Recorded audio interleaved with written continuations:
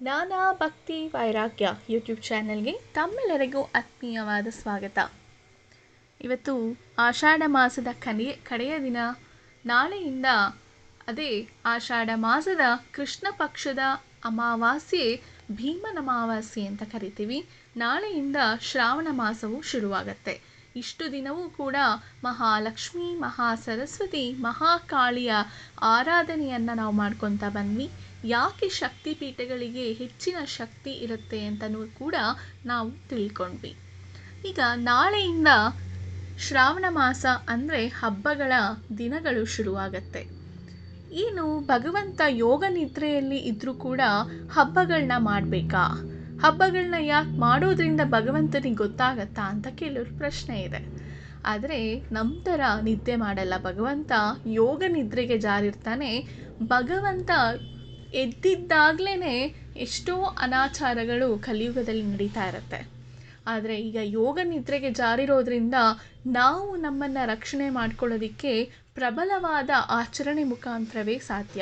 ಅದು ಭಗವಂತನ ಪ್ರಾರ್ಥನೆ. ಅದರಲ್ಲೂ ಶ್ರೀನಿವಾಸನಿಗೆ ಶ್ರಾವಣ ಮಾಸ ಅಂದರೆ ಬಹಳ ಪ್ರಿಯಕರವಾದ ದಿನಗಳು.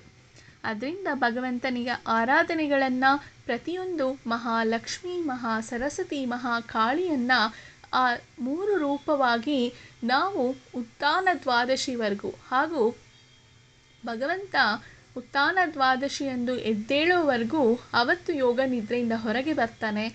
ಅವತ್ತು ಭಗವಂತನಿಗೆ ಎಚ್ಚರವಾಗುವಂತಹ ದಿನ ಅಂತ ಹೇಳ್ತೀವಿ. ಅಲ್ಲಿವರೆಗೂ ಕೂಡ ಈ ಶ್ರಾವಣ ಮಾಸ, ಭಾದ್ರಪದ ಮಾಸ ಹಾಗೂ ಕಾರ್ತಿಕ, ಆಶ್ವಯುಜ ಮಾಸಗಳಲ್ಲಿ ನಾವು ಹಬ್ಬ ಹರಿದಿನಗಳನ್ನು ಆಚರಿಸ್ತಾ ಬರ್ತೀವಿ. ನಾಳೆ ವಿಶೇಷವಾದ ದಿನ ಅಂದರೆ ಭೀಮೇಶ್ವರ ವ್ರತ ಅಥವಾ ಜ್ಯೋತಿರ್ಭೀಮೇಶ್ವರ ವ್ರತ ಅಂತಲೂ ಕರೀತಾರೆ. ದೀಪಸ್ತಂಭ ವ್ರತ ಅಂತ ಕರೀತಾರೆ. ಇಲ್ಲಾಂದರೆ ಪತಿ ಸಂಜೀವಿನಿ ವ್ರತ ಅಂತ ಕರೀತಾರೆ. ಆದರೆ ಎಲ್ಲರಿಗೂ ವ್ರತ ಇಲ್ಲ. ಕೆಲವರು ವ್ರತವನ್ನು ಮಾಡೋಲ್ಲ. ಮಾಡಲೇಬೇಕು ಅನ್ನೋ ಕಡ್ಡಾಯ ಅವರ ಸಂಪ್ರದಾಯದಲ್ಲಿ ಬೆಳೆದು ಬರದೇ ಇದ್ದರೂ ಕೂಡ ಶಿವ ಪಾರ್ವತಿಯರ ದರ್ಶನವನ್ನು ಮಾಡಿ, ಶಿವ ಪಾರ್ವತಿಗೆ ಒಂದು ತುಪ್ಪದ ದೀಪವನ್ನು ಹಚ್ಚಿ, ನಿಮಗೆ ಕೈಯಲಾದಂತಹ ನೈವೇದ್ಯವನ್ನು ಅಂದರೆ ತಂಬಿಟ್ಟಿನ ನೈವೇದ್ಯ ಅಥವಾ ಬೆಲ್ಲದ ಪಾಯಸ, ಇಂತಹ ಒಂದು ಸಿಹಿಯಾದ ನೈವೇದ್ಯವನ್ನು ಮಾಡೋದ್ರಿಂದನೂ ಕೂಡ ಪಾರ್ವತಿ ಪರಮೇಶ್ವರರ ಅನುಗ್ರಹಕ್ಕೆ ನಾವು ಒಂದು ಪ್ರೇರಣೆ ಆಗ್ತೀವಿ. ಅಂದರೆ ವ್ರತ ಎಲ್ರಿಗೂ ಇರೋಲ್ಲ. ಈ ವ್ರತವನ್ನು ಮಾಡಿದ್ರೂ ಕೂಡ 5 ವರ್ಷ, 9 ವರ್ಷ, 16 ವರ್ಷ ಮಾಡಬೇಕಾಗತ್ತೆ. ಕೊನೆಗಾಲದಲ್ಲಿ ಅದನ್ನು ಉದ್ಯಾಪನೆಯನ್ನು ಮಾಡಿ ಕುಟುಂಬದವರಿಗೆಲ್ಲರಿಗೂ ಕೂಡ ಭೋಜನ ವ್ಯವಸ್ಥೆಯನ್ನು ಮಾಡಬೇಕಾಗತ್ತೆ. ಇದು ಎಲ್ಲರ ಮನೆಯಲ್ಲಿ ಈ ಸಾಂಪ್ರದಾಯಿಕವಾಗಿ ಬೆಳೆದು ಬಂದಿಲ್ಲ. ಅಂದರೆ ಶಿವ ಪಾರ್ವತಿಯರ ದರ್ಶನವನ್ನು ಮಾಡ್ಬೋದು. ಶಿವ ಪಾರ್ವತಿಯರ ಮುಂದೆ ತುಪ್ಪದ ದೀಪವನ್ನು ಹಚ್ಚಿ, ಗೆಜ್ಜೆ ವಸ್ತ್ರವನ್ನು ಹಾಕಿ, ನಿಮ್ಮ ಕೈಲಾದಂತಹ ನೈವೇದ್ಯ, ಅದು ಸಿಹಿ ಪದಾರ್ಥವನ್ನೇ ಮಾಡಿದ್ರೆ ಶಿವನಿಗೆ ಭಾರಿ ತುಂಬಾ ಇಷ್ಟ ಅಂತೆ. ಅದು ಬೆಲ್ಲದಿಂದ ಮಾಡಿರುವಂತಹ ಪದಾರ್ಥವು ಅಂದರೆ ಶಿವ ಪಾರ್ವತಿಯರಿಗೆ ತುಂಬಾ ಅಚ್ಚುಮೆಚ್ಚು ಅಂತ ಈ ಭವಿಷ್ಯೋತ್ತರ ಪುರಾಣದಲ್ಲೂ ಉಲ್ಲೇಖವಾಗಿದೆ. ಆದ್ದರಿಂದ ಈ ಥರ ಮಾಡಿ ವ್ರತದ ಕಥೆಯನ್ನು ಓದಿದ್ರೂ ಸಾಕು, ಅದರ ಸಂಪೂರ್ಣ ಫಲವು ನಿಮಗೆ ಪ್ರಾಪ್ತಿಯಾಗತ್ತೆ ಅಂತ ಹೇಳ್ತಾರೆ. ಹಾಗಾದರೆ ಏನಿದೆ ಈ ವ್ರತದ ಕಥೆ ಅಂತ ಹೇಳಿದ್ರೆ, ಭೀಮನ ಅಮಾವಾಸ್ಯೆಯನ್ನು ಮಾಡಲಿಕ್ಕೆ ಆಗಿಲ್ಲ, ನಾನು ಮಾಡೋಕ್ಕೆ ಆಗಿಲ್ಲ, ನಮ್ಮ ಮನೇಲಿ ಸಂಪ್ರದಾಯ ಇಲ್ಲ ಅಥವಾ ಕಾರಣಾಂತರಗಳಿಂದ ನಾವು ಮಾಡಲಿಕ್ಕಾಗಿಲ್ಲ, ದೇವಸ್ಥಾನಕ್ಕೂ ಹೋಗೋಕ್ಕಾಗಿಲ್ಲ ಅಂತ ಹೇಳಿದವರು ವ್ರತದ ಕಥೆಯನ್ನಾದರೂ ಕೇಳಿದ್ರೆ ಆ ವ್ರತದ ಕಥೆಯಲ್ಲಿರುವಂತಹ ಒಂದು ಪುಣ್ಯದ ಫಲವು ನಿಮ್ಮ ಪಾಲಿಗೆ ಬರುತ್ತೆ ಅಂತಲೂ ಸಾಕ್ಷಾತ್ ಶಿವನೇ ಕುಮಾರರಿಗೆ ಹೇಳಿದ್ದಾರೆ. ಕುಮಾರರಿಗೆ ಹೇಳಿದ ಮೇಲೆ ಅವರು ಭೂಲೋಕದಲ್ಲಿ ಈ ಜ್ಯೋತಿರ್ಭೀಮೇಶ್ವರ ವ್ರತದ ಬಗ್ಗೆ ಉಲ್ಲೇಖವನ್ನು ಮಾಡಿದ್ದಾರೆ. ಭಗವಂತ ಏನು ಹೇಳಿದ್ದಾನೆ ಅಂತ ಹೇಳಿದ್ರೆ, ಇದರ ಕತೆ ಏನಪ್ಪ ಅಂದರೆ, ಸೌರಾಷ್ಟ್ರದಲ್ಲಿ ಅಂದರೆ ಇವತ್ತಿನ ಸ್ಥಿತಿಯಲ್ಲಿ ರಷ್ಯಾ ರಾಷ್ಟ್ರ ಏನಿದೆ ಅದನ್ನು ಸೌರಾಷ್ಟ್ರ ಅಂತ ಕರೀತಾರೆ. ಸೌರಾಷ್ಟ್ರದಲ್ಲಿ ವಜ್ರಬಾಹು ಎಂಬ ರಾಜ ಇರ್ತಾನೆ.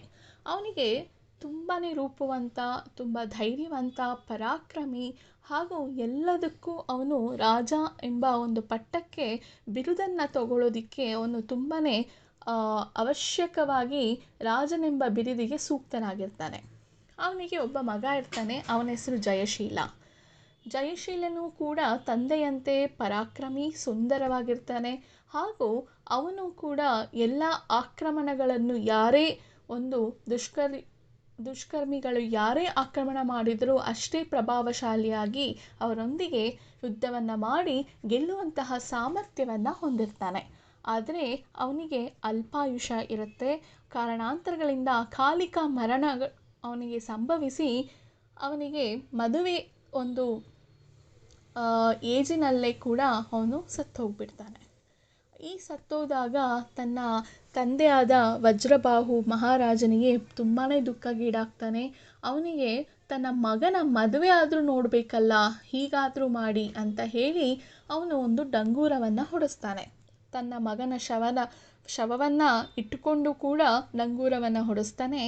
ಯಾರು ನನ್ನ ಮಗನನ್ನು ಅಂದರೆ ಸತ್ತೋಗಿರೋ ಅಂತಹ ನನ್ನ ಮಗನ ಜೊತೆಗೆ ವಿವಾಹವಾಗಲು ಮುಂದಾಗುತ್ತೀರೋ ಅವರಿಗೆ ನನ್ನ ಅರ್ಧ ರಾಜ್ಯವನ್ನು ಕೊಡ್ತೇನೆ, ಎಲ್ಲ ಸುಖ ಸಂತೋಷದ ಭೋಗಗಳ ಅವರಿಗೆ ಸಿಗುತ್ತೆ ಅಂತ ಡಂಗೂರವನ್ನು ಹೊಡೆಸ್ತಾನೆ. ಅದೇ ಊರಿನಲ್ಲಿ ಒಬ್ಬ ಬಡ ಬ್ರಾಹ್ಮಣ ಇರ್ತಾನೆ, ಮಾಧವ ಅಂತ ಅವನ ಹೆಸರು. ಅವನಿಗೆ 5 ಜನ ಹೆಣ್ಣು ಮಕ್ಕಳಿರ್ತಾರೆ. ತಿನ್ನೋದಕ್ಕೂ ಅವರಿಗೆ ಗತಿ ಇಲ್ಲದ ಕಾರಣ ಆ ಬಡ ಬ್ರಾಹ್ಮಣನಿಗೆ 5 ಜನರ ಮಕ್ಕಳಲ್ಲಿ ಒಬ್ಬಳನ್ನು ಆ ಶವದೊಂದಿಗೆ ಮದುವೆ ಮಾಡಲು ಅವನಿಗೆ ಇಚ್ಛೆಯನ್ನು ಮಾಡ್ತಾನೆ. ಆದರೆ ಯಾರು ಮದುವೆ ಆಗೋದಕ್ಕೆ ಆ ಹೆಣ್ಣು ಮಕ್ಕಳಲ್ಲಿ ಸೂಕ್ತರು ಅಂತ ಕೇಳಿದಾಗ ದೊಡ್ಡ ಮಗಳು ಹೇಳ್ತಾಳೆ, ನಾನೇ ಆಗ್ತೀನಿ, ನನ್ನ ತಂಗಿಯರು ಸುಖವಾಗಿರ್ಬೋದು. ನಾನು ಮಾಡೋ ಅಂತಹ ಒಂದು ತ್ಯಾಗದಿಂದ ಇಡೀ ನಮ್ಮ ಕುಲದ ಒಂದು ಬಡತನ ನಿವಾರಣೆ ಆಗುತ್ತೆ ಅಂತ ಹೇಳಿದ್ರೆ ನಾನು ಖಂಡಿತವಾಗ್ಲೂ ಮದುವೆ ಆಗ್ತೀನಿ ಅಂತ ಹೇಳಿ ಮದುವೆ ಮಾಡ್ಕೊಳ್ಳೋದಕ್ಕೆ ಮುಂದಾಗ್ತಾಳೆ. ಆ ಶವದೊಂದಿಗೆ ಮದುವೆಯನ್ನು ಮಾಡ್ತಾರೆ. ಹಾಗೆ ಶವದೊಂದಿಗೆ ಮದುವೆಯನ್ನು ಮಾಡಿ ನಂತರ ಶವವನ್ನು ಎಲ್ಲಿಗೆ ತೊಗೊಂಡು ಹೋಗಬೇಕಾಗಿದೆ, ಸ್ಮಶಾನಕ್ಕೆ ತೆಗೆದುಕೊಂಡು ಹೋಗಬೇಕಾಗಿದೆ. ಅದು ಭಗೀರಥಿ ನದಿ ತೀರದಲ್ಲಿರುತ್ತೆ. ಆವಾಗ ತುಂಬ ಕುಂಭದ್ರೋಣ ಮಳೆ ಸುರಿತಾ ಇರುತ್ತೆ. ತುಂಬಾ ದೊಡ್ಡ ಮಳೆಗಳು ಅಂದರೆ ಕುಂಭದ್ರೋಣ ಮಳೆ ಅಂತ ಹೇಳಿದ್ರೆ ಸತತವಾಗಿ ಒಂದು ತಿಂಗಳ ಕಾಲ ನಿಲ್ಲದೆ ಬಿಡದೆ ಹುಯ್ಯುವಂತಹ ಒಂದು ಮಳೆಯನ್ನು ಕುಂಭದ್ರೋಣ ಮಳೆ ಅಂತ ಕರಿತೀವಿ. ಆಗ ಆ ಶವದೊಂದಿಗೆ ಆ ವಧುವಿನೊಂದಿಗೆ ಎಲ್ಲರೂ ಭಗೀರಥಿ ನದಿ ತೀರಕ್ಕೆ ಹೋಗ್ತಾ ಇರ್ತಾರೆ. ಆದರೆ ಕುಂಭದ್ರೋಣ ಮಳೆಯ ಸುರಿಯೋದಕ್ಕೆ ಶುರುವಾದಿದ್ದರಿಂದ ಎಲ್ಲರೂ ಕೂಡ ಚಲ್ಲಾಪಿಲ್ಲಿ ಆಗಿಬಿಡ್ತಾರೆ. ಆ ಹೆಣದೊಂದಿಗೆ ಆ ವಧುವನ್ನು ಬಿಟ್ಟು ಎಲ್ಲರೂ ತಮ್ಮ ತಮ್ಮ ಮನೆಗಳಿಗೆ ಹೊರಟೋಗ್ತಾರೆ. ಅಂದರೆ ಮಹಾರಾಜನು ಕೂಡ ಅರಮನೆಗೆ ಪುನಃ ಬಂದುಬಿಡ್ತಾನೆ. ಇತ್ತ ಬಡ ಬ್ರಾಹ್ಮಣನಾಗಿದ್ದ ಮಾಧವ ತನ್ನ ಮಗಳನ್ನು ಕೊಟ್ಟು ಅವನ ಜವಾಬ್ದಾರಿಯನ್ನು ಕಳ್ಕೊಂಡು ಮುಂದೆ ಇರುವಂತಹ ಮಕ್ಕಳೊಂದಿಗೆ ಆ ಐಶ್ವರ್ಯವನ್ನು ಅನುಭವಿಸಿ ಪುನಃ ಅವನು ಕೂಡ ಅವನ ಅರಮನೆಗೆ ಹೊರಟೋಗ್ತಾನೆ. ಹೀಗಿರಬೇಕಾದ್ರೆ ಪಾಪ ವಧುವು ತುಂಬಾ ದುಃಖಕ್ಕೀಡಾಗ್ತಾಳೆ. ಅವಳು ಚಿಕ್ಕ ವಯಸ್ಸಿನಿಂದ ಈ ಜ್ಯೋತಿರ್ಭೀಮೇಶ್ವರ ವ್ರತವನ್ನು ಮಾಡ್ಕೊಂಡು ಬಂದಿರ್ತಾಳೆ. ಈ ಜ್ಯೋತಿರ್ಭೀಮೇಶ್ವರ ವ್ರತದ ದಿನವೇ ಅವತ್ತು ಆ ಭೀಮನ ಅಮಾವಾಸ್ಯೆ ನಡೀತಾ ಇರುತ್ತೆ. ಆಗ ಈ ಭಗೀರಥಿ ತೀರದಲ್ಲಿ ಹೋಗ್ತಾ ಇರಬೇಕಾದ್ರೆ ಆ ಹೆಣವನ್ನು ಒಂದು ಕಡೆ ಇಟ್ಟು ಇವಳು ಇನ್ನೇನು ಅಮಾವಾಸ್ಯೆ ಮುಗಿದೋಗಬೇಕು ಅನ್ನೋ ಒಂದು 12 ಗಂಟೆ ಸಮೀಪದಲ್ಲಿ ಆ ಕುಂಭದ್ರೋಣ ಮಳೆ ಇದ್ದರೂ ಕೂಡ ಅಲ್ಲಿ ಒಂದು ಕಲ್ಲನ್ನು ಇಟ್ಟು ಶಿವ 2 ಕಲ್ಲುಗಳನ್ನು ಇಟ್ಟು ಒಂದು ಶಿವ ಒಂದು ಪಾರ್ವತಿಯರನ್ನಾಗಿ ಇಟ್ಟು ನಂತರ ಮಣ್ಣಿನಲ್ಲಿ 2 ಬೊಂಬೆಗಳನ್ನು ಮಾಡಿ ಆ ಬೇರುಗಳು ಮತ್ತು ಹೂವಿನ ಗಿಡ ಮರಗಳ ಒಂದು ಎಲೆಗಳನ್ನೇ ಅಲ್ಲಿಗೆ ಹೂಗಳನ್ನಾಗಿ ಭಗವಂತನಿಗೆ ಏರಿಸಿ ನಂತರ ಅಲ್ಲಿ ದೀಪವನ್ನು ಬೆಳಗಿಸ್ತಾಳಂತೆ. ಇದರಿಂದ ತುಂಬ ಸಂತೃಪ್ತನಾಗಿದ್ದಂತಹ ಶಿವ ಪಾರ್ವತಿಯರು ನೋಡ್ತಾ ಇರ್ತಾರಂತೆ. ಇವಳ ಸಂಕಟವನ್ನು ಚಿಕ್ಕ ವಯಸ್ಸಿನಿಂದ ಮಾಡ್ಕೊಂಡು ಬಂದಿದ್ದ ಪೂಜೆಯ ಫಲಿತಾಂಶ ಇವಾಗ ಅವಳಿಗೆ ಸಿಗತ್ತೆ. ನಂತರ ಶಿವ ಪಾರ್ವತಿಯರು ಪ್ರತ್ಯಕ್ಷರಾಗ್ತಾರಂತೆ. ಪ್ರತ್ಯಕ್ಷರಾಗಿ ನೀನು ಚಿಕ್ಕ ವಯಸ್ಸಿನಿಂದ ಏನು ಪೂಜೆಯನ್ನು ನನ್ನ ವ್ರತವನ್ನು ಮಾಡ್ಕೊಂಡು ಬಂದಿದೆಯೋ ಅವಳು ಕೇಳ್ಕೊತಾಳೆ, ನಿನಗೆ ಏನು ಬೇಕು ವರವನ್ನು ಕೇಳ್ಕೊ ಅಂತ ಕೇಳಿದಾಗ ನನ್ನ ಪತಿಯು ಶವದೊಂದಿಗೆ ನಾನು ಮದುವೆ ಆಗಿಬಿಟ್ಟೆ. ಆದರೆ ಈಗ ನಾನು ನನ್ನ ಪತಿಯನ್ನು ಬದುಕಿಸ್ಕೋಕೆ ಏನು ಮಾಡಬೇಕಾಗಿದೆ, ಯಾವ ಥರ ವ್ರತವನ್ನು ಆಚರಿಸಬೇಕಾಗಿದೆ ಹೇಳಿ ಅಂತ ಹೇಳಿದಾಗ ಶಿವಪಾರ್ವತಿಯರು ಸಂತುಷ್ಟರಾಗಿ, ನೀನು ಚಿಕ್ಕ ವಯಸ್ಸಿನಿಂದಲೇ ನನ್ನ ವ್ರತವನ್ನು ಮಾಡ್ಕೊಂಡು ಬಂದಿರೋದ್ರಿಂದ ಈಗಲೂ ಕೂಡ ಅದನ್ನು ಮರೆಯದೆ ಇವತ್ತು ಭೀಮನ ಅಮಾವಾಸ್ಯೆ ಎಂದು ತನ್ನ ಪತಿಗೆ ಶವನನ್ನು ಇಟ್ಟುಕೊಂಡು ಕೂಡ ನೀನು ನಮ್ಮನ್ನು ಆರಾಧಿಸುವುದರಿಂದ ನಿನಗೆ ಪರಿಪೂರ್ಣ ಫಲಿತಾಂಶವನ್ನು ನಾವು ಮನಸ್ಸಿನಿಂದ ಕೊಡ್ತಿದ್ದೀವಿ, ನಿನ್ನ ಪತಿಯನ್ನು ಬದುಕಿಸ್ತಾ ಇದ್ದೀವಿ ಅಂತ ಹೇಳಿ ಅವನಿಗೆ ಪತಿಯನ್ನು ಅಲ್ಪಾಯುಷ್ಯದ ಒಂದು ಗಂಡಾಂತರ ಏನಿತ್ತೋ ಅದನ್ನು ತೆಗೆದುಹಾಕಿ ಪುನರ್ಜನ್ಮವನ್ನು ಕೊಡ್ತಾರಂತೆ. ಆ ಪುನರ್ಜನ್ಮವನ್ನು ಕೊಟ್ಟಿದ ನಂತರ ಆ ಜಯಶೀಲ ಮಹಾರಾಜರು ಎದ್ದೇಳ್ತಾರಂತೆ. ಆ ಜಯಶೀಲ ಮಹಾರಾಜರಿಗೆ ತುಂಬಾ ಸಂತುಷ್ಟವಾಗುತ್ತಂತೆ.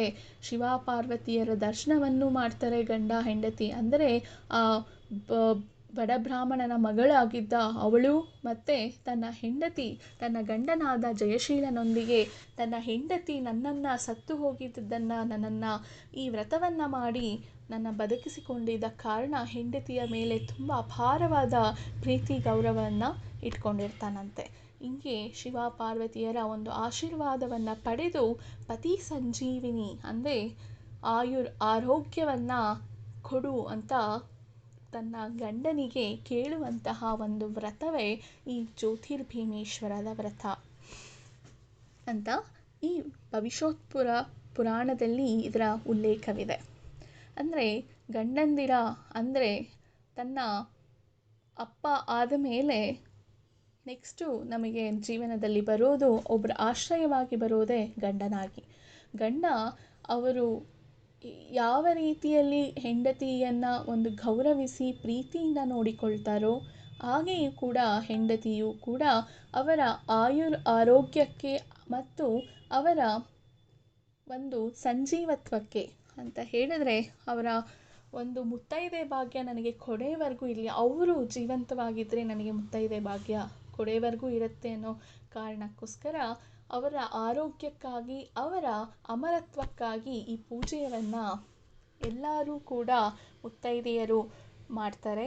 ಈ ವ್ರತವನ್ನು ಮಾಡಲಿಕ್ಕೆ ಕಡ್ಡಾಯವಾಗಿ 9 ವರ್ಷ, 5 ವರ್ಷ, 16 ವರ್ಷ ಮಾಡೋಕ್ಕಾಗಲಿಲ್ಲ ಅಂದರೂ ಶಿವಪಾರ್ವತಿಯರ ದರ್ಶನವನ್ನು ಮಾಡಿ ಈಗಾಗಲೇ ಹೇಳಿದಂತೆ ದೀಪವನ್ನು, ತುಪ್ಪದ ದೀಪವನ್ನು ಹಚ್ಚಿ ನಿಮ್ಮ ಕೈಲಾದಂತಹ ನೈವೇದ್ಯವನ್ನು ಇಟ್ಟು ಹಾಗೂ ತಂದೆ ತಾಯಿಗಳಿಗೆ ಅಥವಾ ವೃದ್ಧ ದಂಪತಿಗಳಿಗೆ ಬಾಳಿರುವಂತಹ ವೃದ್ಧ ದಂಪತಿಗಳ ಕಾಲಿಗೆ ಬಿದ್ದು ಆಶೀರ್ವಾದವನ್ನು ಪಡೆಯೋದ್ರಿಂದನೂ ಕೂಡ ಅಲ್ಲಿ ಶಿವಪಾರ್ವತಿಯರ ಒಂದು ಸಮಾಗಮವಾಗಿರುತ್ತೆ ಅಂತ ದೊಡ್ಡವರು ಹೇಳ್ತಾರೆ.